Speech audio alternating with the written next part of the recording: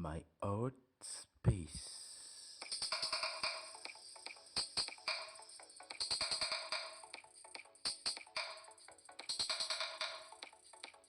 Hello Space family and friend, and welcome to this new tutorial.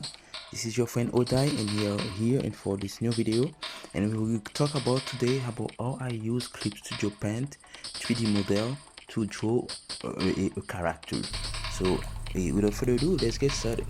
So if you are new using the 3D model and Clip Studio Paint, I think this video might help you. As you can see, I have my characters here, and I already uploaded on my page. So this is how it looks like.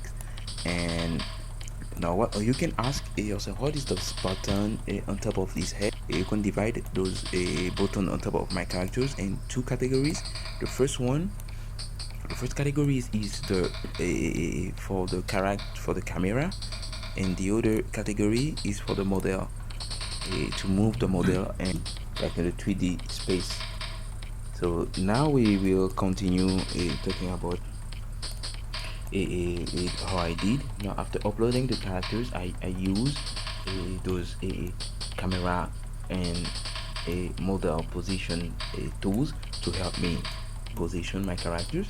And the next, now let's talk a little bit about moving the characters, limbs, arms, legs, and so on. So as you could notice, when you click, there is those big blue spots that appears. Those are like a puppet strings. So when you just click on it, so not only it moves, for example, if you click the arms one, not only it moves the arm that you want, but all the part of the body that is related to it, like as you are moving a puppet with a string. So that allow you to do wide gesture while staying and like close a natural, I can say, natural position of the body.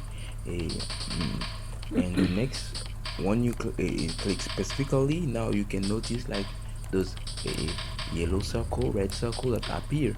Those circles allow you to move the lanes that you're interested in the x, y, or z axis. So that's been a three-dimensional position.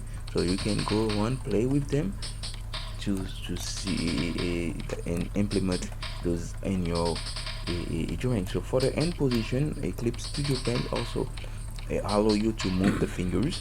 That I think is really interesting features. And besides this, there is also already well prepared hands position that you can use. You can also use play with the body character, the body type. That's really interesting. So now after I finish position my characters the way I want it, I will now opacity of that layer that I use to position my characters, and open a new layer, and I will start putting my rough sketch. So, and this is it. And right after, I will use another layer to start my inking. So this will be the first part of the series, how to use a 3D model to draw characters. So stay tuned to this channel for more of video of this kind, and I would really hope you enjoyed that video. If you have any question, please let me know and in the comment below, and I will be glad to come back to you and for more tips of the same kind. And don't forget to like and subscribe, and thank you again for watching.